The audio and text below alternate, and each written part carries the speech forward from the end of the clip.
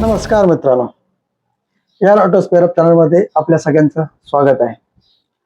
आज भारतात electric स्कूटरची demand एवढी वाढली आहे की अनेक लोक आता पेट्रोल स्कूटर सोडून थेट ईव्ही कडे वळत आहेत. पण सध्या मार्केटमध्ये एक अशा स्कूटरची चर्चा आहे जी रेंज तब्बल 153 किलोमीटर असल्याचा दावा केला आहे आणि अनेक वेबसाईटवर तिच्याबद्दल मोठ्या बातम्या येत आहेत. तर आजच्या व्हिडिओमध्ये आपण जाणून घेणार आहोत की ही स्कूटर नेमकी कोणती आहे, तिची खरी किंमत किती आहे, 153 किलोमीटर रेंज खरंच मिळते का, तिच्यामध्ये फीचर्स काय काय आहेत आणि भारतीय ग्राहकांना ही स्कूटर एवढी का आवडत आहे. मित्रांनो, आपण ज्या स्कूटर बद्दल बोलतोय ती म्हणजे आज बजाज चेतक इलेक्ट्रिक. बजाज कंपनीने इलेक्ट्रिक मार्केटमध्ये एक जोरदार एंट्री घेतली आहे आणि आता चेतक भारतातील सर्वात चर्चेत असलेली ईव्ही स्कूटर पैकी एक बनली आहे. विशेष म्हणजे जुन्या चेतकचा क्लासिक लुक आहे आणि नवीन टेक्नॉलॉजी याचं बेस्ट कॉम्बिनेशन या स्कूटरमध्ये तुम्हाला पाहायला मिळेल. आता सर्वात मोठा प्रश्न काय आहे लोकांच्या मनात की 153 किलोमीटर रेंज खरंच आहे का? तर हो, बजाज चेतकच्या काही टॉप व्हेरियंटमध्ये आहे ना 151 ते 153 km IDC रेंज दिलेली आहे. पण इथे एक गोष्ट लक्षात घ्या, ही IDC रेंज म्हणजे टेस्टिंग कंडिशन मध्ये मिळणारी रेंज आहे. प्रत्यक्ष वापरात ट्रॅफिक, वजन, स्पीड, रायडिंग स्टाईल नुसार रेंज कमी जास्त तुमची होऊ शकते.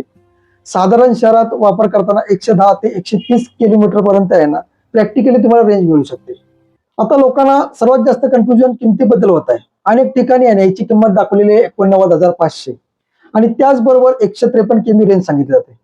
पण सत्य काय आहे माहितीये का, 89,500च्या आसपासची किंमत ही बेस मॉडेलसाठी आहे आणि त्या व्हेरियंटमध्ये 153 किमी रेंज मिळत नाही, हे लक्षात ठेवा.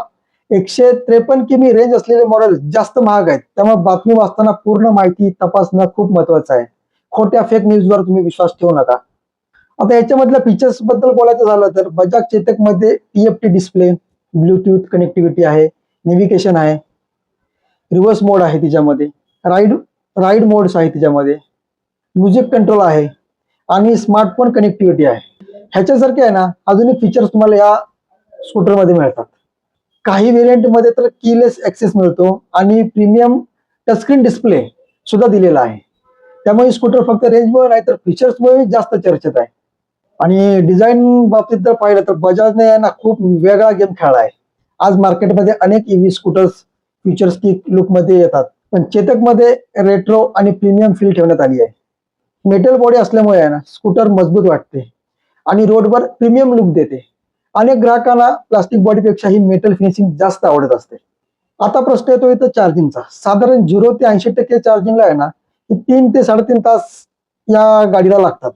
रोज ऑफिस, मार्केट किंवा शहरात फिरण्यासाठी स्कूटर एकदम चांगला पर्याय आहे. आज पेट्रोलच्या वाढत्या किमतीमुळे अनेक लोक ईव्ही कडे वळत आहेत, कारण चालत जाण्यापेक्षा ईव्हीचा रेट खूप खिशाला आपल्याला परवडतो. पण मित्रांनो लक्षात ठेवा, ईव्ही घेताना फक्त रेंज पाहू नका, battery warranty, service network, spare पार्टची उपलब्धता आणि कंपनीचे मार्केट, ह्या सगळ्या गोष्टी आहेत ना महत्वाच्या असतात. बजाज ही खूप जुनी आणि मोठी कंपनी असल्यामुळे ग्राहकांचा विश्वास जास्त आहे. हेच कारण आहे की चेतकची विक्री सतत तुम्हाला वाढताना दिसते.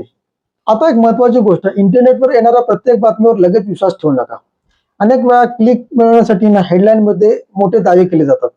म्हणून नेहमी कंपनीची अधिकृत वेबसाईट चेक करा किंवा विश्वासार्ह ऑटो वेबसाईटवर जाऊन माहिती मिळवा. नाहीतर लोकांना वाटतं 89,500 मध्ये 153 किमी रेंज मिळते, पण प्रत्यक्षात तसं नसतं. तुमच्या मते ईव्ही स्कूटर भविष्यात पेट्रोल स्कूटरला पूर्णपणे रिप्लेस करेल का? आणि तुम्हाला कोणती स्कूटर जास्त आवडते? ओला, TVS, अर्थर की बजाजची चेतक?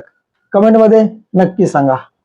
आणि अशाच ऑटोमोबाईल बिझनेस, स्पेअर पार्ट आणि ईव्ही संबंधित माहितीसाठी एआर ऑटो स्पेअर अप चॅनलला लाईक करा, शेअर करा आणि सबस्क्राईब करायला विसरू नका. पुन्हा भेटू पुढच्या व्हिडिओमध्ये. तोपर्यंत धन्यवाद.